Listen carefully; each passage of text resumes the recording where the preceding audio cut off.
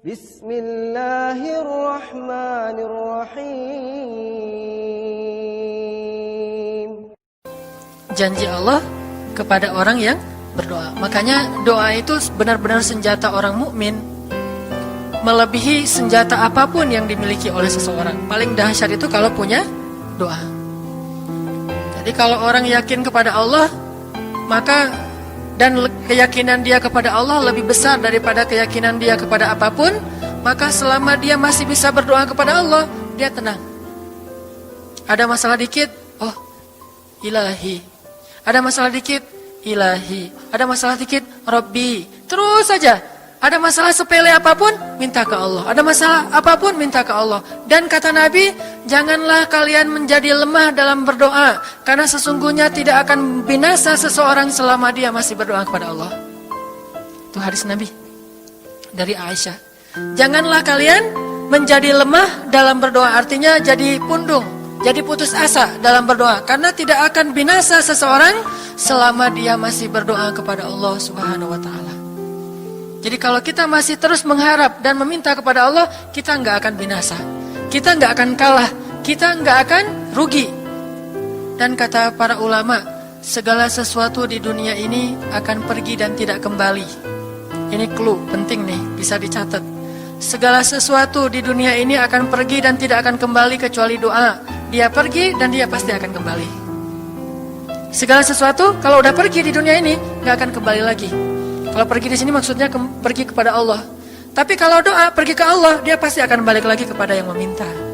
Satu-satunya yang pergi ke Allah dan kembali di dunia ini hanyalah doa. Makanya ayat ini kalau kita kasih judul adalah janji Allah kepada hambanya yang berdoa. Allah berjanji, apa kata Allah? Inni qaribun. Aku itu dekat.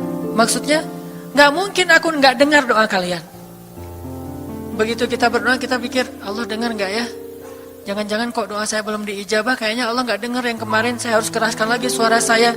Enggak, inni qarib. Arti inni qarib, aku itu dengar banget apa yang kamu ucapkan. Gak usah diucapkan, di dalam hati aja Allah udah dengar. Siapa yang pernah berdoa di dalam hati terus langsung Allah ijabah? Rasulullah. Coba teman-teman buka awal juz kedua. Ayat surat Al-Baqarah ayat 144. Itu gara-gara Nabi ada harapan di dalam hati tapi gak berani ngomong gitu ke Allah. Cuma dipendam di dalam hati doang. Tapi langsung diijabah oleh Allah. Ayat surat Al-Baqarah ayat 144. Allah berfirman, Qad nara taqalluba wajhika fis samaa فَلَنُوَلِّيَنَّكَ قِبْلَةً تَرْضَاهَا فَوَلِّ وَجْهَكَ شَطْرَ الْمَسْجِدِ الْحَرَامِ وَحَيْثُ مَا كُنْتُمْ فَوَلُّوا وُجُوهَكُمْ شَطْرَهُ وَإِنَّ الَّذِينَ أُوتُوا الْكِتَابَ لَيَعْلَمُونَ أَنَّهُ الْحَقُّ مِنْ رَبِّهِمْ وَمَا اللَّهُ بِغَافِلٍ عَمَّا يَعْمَلُونَ. Jadi ceritanya, orang Yahudi suka menghina kaum muslimin gara-gara orang Islam kalau sholat waktu itu masih menghadap ke Al-Aqsa, Palestina. Jadi kata orang Yahudi itu, lihat orang Islam mah fake, suka niru. Kita sholat menghadap Al-Aqsa, mereka sholat menghadap Al-Aqsa. Berarti agama mereka itu adalah agama yang meniru agama kita, nggak original. Sering diperolok-olok, setiap kaum muslimin sholat dihina sama mereka. Akhirnya Nabi ngerasa sedih. Wah, gimana ya caranya? Sehingga setiap sore Nabi berdiri di suatu bukit, kemudian lihat ke langit. Cuman nggak ngomong, gini aja ke langit. Membatin. Bayangin, pernah nggak teman-teman membatin ke Allah? Ini yang harus kita coba lakukan. Belajar membatin kepada Allah. Itu romantis banget. Jadi duduk sendiri. Allah, ngomong gitu dalam hati.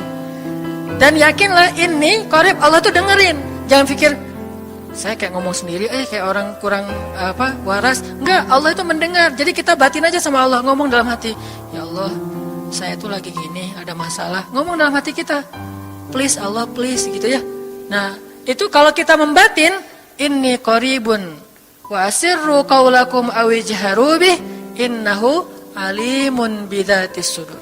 Jadi Nabi nggak enak mau ngomong, ya Allah, tolong dong pindahin kiblat dari Masjidil Aqsa ke Masjidil Haram. Soalnya daripada dikata-katain melulu sama orang Yahudi, mau ngomong kayak gitu tuh nggak enak sama Allah. Malu Rasul ke Allah. Masa kiblat aja minta dipindahin. Akhirnya Nabi cuma ngelihat ke langit aja tiap hari. Udah selesai, pulang. Besok lihat lagi ke langit. Turunlah ayat ini. Sesungguhnya kami telah melihat bagaimana kamu selalu menengadahkan wajahmu ke langit. Maka kami palingkan kiblat ke arah yang kamu sukai. Coba lihat. Turun wahyu untuk merespon doa Nabi yang bahkan belum diverbalkan. Belum diucapkan dengan kata-kata, tapi Allah udah ngerespon. Gimana caranya biar kita bisa kayak gitu? Allah tahu isi hati kita. Bisa nggak caranya sespontan itu? Gampang, pengen sesuatu, Allah kasih, padahal kita belum minta.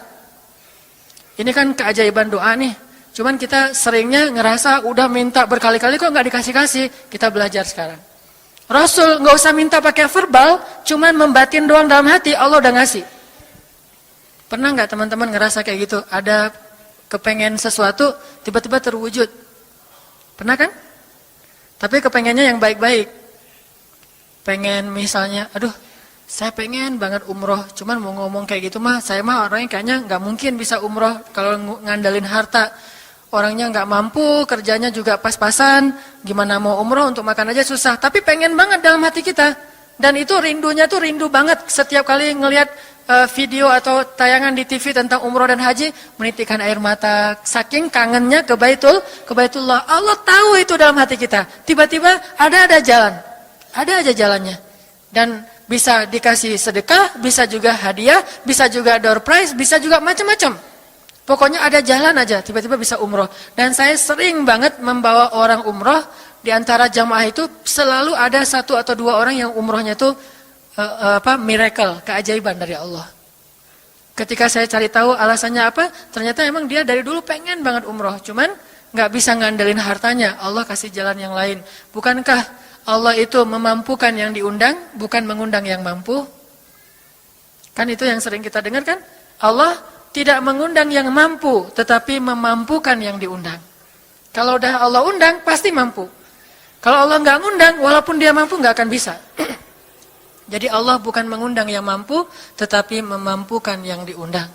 Sehingga kita kalau hati kita kayaknya pantas diundang, Allah undang tuh. Begitu juga dalam urusan rezeki. Aduh, saya pengen kerjaan yang kerjaannya itu lebih halal, lebih nyaman, bisa sholat berjamaah tepat waktu, ada waktu juga buat keluarga, bisa juga berdakwah ke teman-teman. Akhirnya membatin kita itu karena kuat banget, Allah wujudkan. Ini artinya Allah qaribun, Allah maha dekat. Sehingga kalau kita pengen doa kita itu powerful, belajar dari as-siqah billah. Tips pertama adalah as-siqah billah. Percaya deh sama Allah.